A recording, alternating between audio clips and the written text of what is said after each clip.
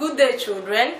My name is Obike Mata. We'll be looking at Primary 1 Agricultural Science, and our topic is farm animals. Farm animals. Farm animals are those animals that are taken care of on the farm. Those animals we care for on the farm are regarded as farm animals. Farm animals have houses, but their houses are different from the houses we live in.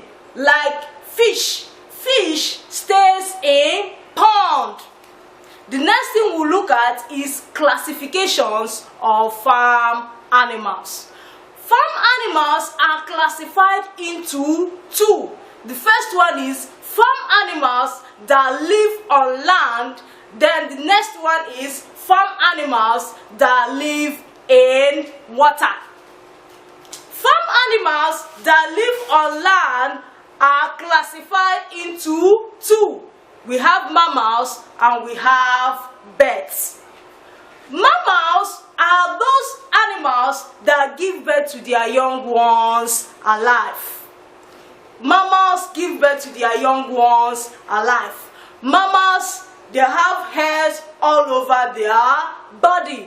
Also, mammals have external ears, just like goats.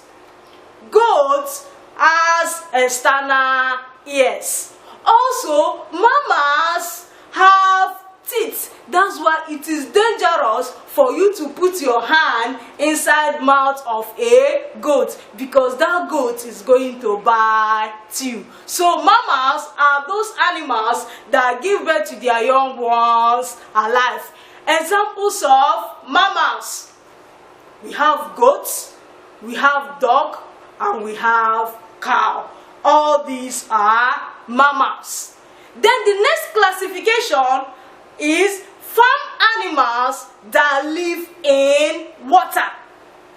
That means there are animals that live in water, such as fish. Fish lives in water. And we have features or some external features of fish. Okay, let's take this diagram so that you understand it better. Okay, these are fish. These are fish. Then we have this. Sometimes when your mommy buy fish, you will see something like this. This is called the what? The scale. And fish also have eyes. You are not the only one that has eyes. Fish also have what? Eyes. Then fish also have fins. Look at the fins here. Look at the fins. And fish also have what we call gill. What is the function of gill? They use gill for what? For respiration. They use gill for respiration. So fishes use gill for respiration. Fish has scale.